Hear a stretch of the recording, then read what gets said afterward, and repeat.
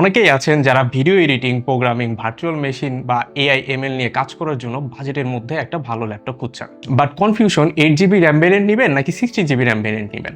তাদের জন্য বলছি 16 জিবি র্যাম ভ্যারিয়েন্ট হচ্ছে আপনাদের জন্য গোল্ডেন স্পট। আচ্ছা, এখন আমরা ওভারএক্স টু ল্যাপটপের র্যামলেস এডিশন দিচ্ছি। 500 জিবি ভ্যারিয়েন্টের প্রাইস 48,999 টাকা আর 1 টিবি ভ্যারিয়েন্টের প্রাইস 51,999 টাকা।